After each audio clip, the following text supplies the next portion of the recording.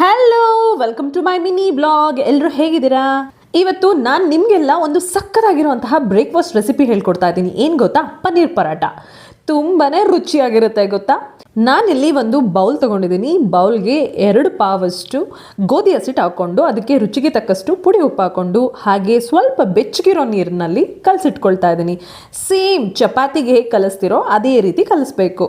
ಚೆನ್ನಾಗಿ ಕಲಸಿದ ನಂತರ ನೆಕ್ಸ್ಟು ಇಲ್ಲಿ ನಂದಿನಿ ಪನ್ನೀರ್ ತೊಗೊಂಡಿದ್ದೀನಿ. ನೀವು ಬೇಕಾದರೆ ಯಾವ ಒಂದು ಬ್ರ್ಯಾಂಡ್ ಪನ್ನೀರ್ ಬೇಕಾದರೂ ತೊಗೋಬೋದು. ಇದನ್ನು ನೀವು ಈ ರೀತಿ ಚೆನ್ನಾಗಿ ದಪ್ಪ ತುರಿನಲ್ಲಿ ತುರಿದಿಟ್ಕೋಬೇಕಾಗತ್ತೆ. ಯಾಕಂದರೆ ತಿನ್ನಬೇಕಾದ್ರೆ ಪನ್ನೀರ್ ಬಾಯ್ಗೆ ಸಿಗ್ತಾ ಇದ್ದರೆ ಆಹಾ, ಅದರ ರುಚಿನೇ ಬೇರೆ ಅಲ್ವಾ?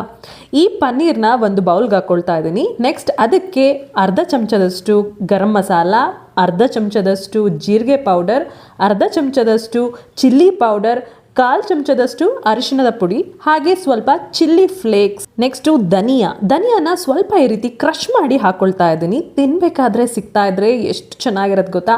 ಹಾಗೆ ಸ್ವಲ್ಪ ಹಸಿ ಶುಂಠಿ, ಹಸಿ ಮೆಣಸಿನ್ಕಾಯಿ, ಹಾಗೆ ಕೊತ್ತಂಬರಿ ಸೊಪ್ಪು, ರುಚಿಗೆ ತಕ್ಕಷ್ಟು ಉಪ್ಪು, ಇಷ್ಟನ್ನು ಹಾಕ್ಕೊಂಡು ಚೆನ್ನಾಗಿಗೆ ಮಿಕ್ಸ್ ಮಾಡಿ ಈ ಒಂದು ಪನ್ನೀರ್ ಸ್ಟಫಿಂಗ್ನ ಪಕ್ಕಕ್ಕೆ ಇಟ್ಕೊಳ್ತಿದ್ದೀನಿ. ಅದಾದಮೇಲೆ ನಾನು ಫಸ್ಟೇ ಚಪಾತಿ ಹಿಟ್ಟನ್ನು ಏನು ರೆಡಿ ಮಾಡಿ ಇಟ್ಕೊಂಡಿದ್ದೆ ಅದನ್ನು ಇಲ್ಲಿ ನೀವು ನೋಡ್ತಾ ಇದ್ದೀರಲ್ವಾ, ಈ ರೀತಿ ಒಂದು ಸ್ವಲ್ಪ ದೊಡ್ಡ ಸೈಜ್ನಲ್ಲೇ ಉಂಡೆ ಕಟ್ಟಿಟ್ಕೊಳ್ತಾ ಇದ್ದೀನಿ. ಯಾಕಂದರೆ ಅದರೊಳಗಡೆ ಸ್ಟಫಿಂಗ್ನ ನಾವು ಹಾಕೋದ್ರಿಂದ ಅದು ಸ್ವಲ್ಪ ಉಂಡೆ ದಪ್ಪನೇ ಇರಬೇಕಾಗತ್ತೆ, ಇಲ್ಲ ಅಂದರೆ ಎಲ್ಲ ಹೊರ್ಗಡೆಗೆ ಬಂದ್ಬಿಡುತ್ತೆ. ಚಪಾತಿ ಹಿಟ್ಟನ್ನು ಈ ರೀತಿ ಒತ್ಕೊಂಡು ಅದರೊಳಗಡೆಗೆ ನಾವು ರೆಡಿ ಮಾಡಿ ಇಟ್ಕೊಂಡಿರೋ ಪನ್ನೀರ್ ಸ್ಟಫಿಂಗ್ ಏನಿದೆ ಅದನ್ನು ಒಂದು 2 to 3 ಸ್ಪೂನ್ ಅಷ್ಟು ಹಾಕಿ ಈ ರೀತಿ ಕ್ಲೋಸ್ ಮಾಡ್ಕೋಬೇಕು. ಪ್ರಾಪರ್ ಆಗಿ ಈ ರೀತಿ ನೀವು ಕ್ಲೋಸ್ ಮಾಡ್ಕೋಬೇಕಾಗತ್ತೆ, ಇಲ್ಲ ಅಂದರೆ ಅದು ಓಪನ್ ಆಗಿ ಒಳಗಡೆ ಇರೋ ಸ್ಟಫಿಂಗ್ ಎಲ್ಲ ಹೊರಗಡೆ ಬರೋ ಚಾನ್ಸಸ್ ಜಾಸ್ತಿ ಇರುತ್ತೆ. ನಾನಿಲ್ಲಿ 5 ಪರಾಟ ಆಗೋಕೆ ಎಷ್ಟು ಚಪಾತಿ ಇಟ್ಟಬೇಕೋ ಅಷ್ಟು ಕಲಸಿಟ್ಕೊಂಡಿದ್ದೀನಿ. ನಿಮ್ಗೆ ಎಷ್ಟು ಬೇಕಾಗುತ್ತೋ ನೀವು ಅಷ್ಟು ಕಲ್ಸ್ಕೋಬಹುದು.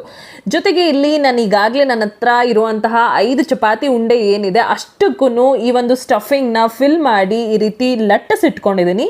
ನೆಕ್ಸ್ಟ್ ಇಲ್ಲಿ ತವಾ ಇಡ್ತಾ ಇದ್ದೀನಿ. ತವಕ್ಕೆ ಸ್ವಲ್ಪ ತುಪ್ಪ ಹಾಕಿ ನಾನು ಲಟ್ಟಿಸಿಟ್ಕೊಂಡಿರೋಂತಹ ಪರಾಟಗಳನ್ನ ಹಾಕಿ ಹಿಂದೆ ಮುಂದೆ 2 ಸೈಡು ತುಪ್ಪ ಹಾಕಿ ಈವನ್ ಆಗಿ ಬೇಯಿಸಿಟ್ಕೊಳ್ತಾ ಇದ್ದೀನಿ.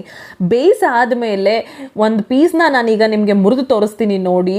ಎಷ್ಟು ಈವನ್ ಆಗಿ ಅದು ಬೆಂದಿದೆ, ಜೊತೆಗೆ ಎಷ್ಟು ಚೆನ್ನಾಗಿ ಕಾಣಿಸ್ತಾ ಇದೆ ಕಲರ್ಫುಲ್ ಆಗಿ, ಅಷ್ಟೇ ರುಚಿಯಾಗಿರುತ್ತೆ. ಡೆಫಿನೆಟ್ಲಿ ನಿಮಗೂ ಈ ರೆಸಿಪಿ ತುಂಬಾನೇ ಇಷ್ಟ ಆಗುತ್ತೆ. ಒಂದ್ಸಲ ಟ್ರೈ ಮಾಡಿ ಅಂತ ಹೇಳ್ತಾ thank you so much for watching my video. Bye bye.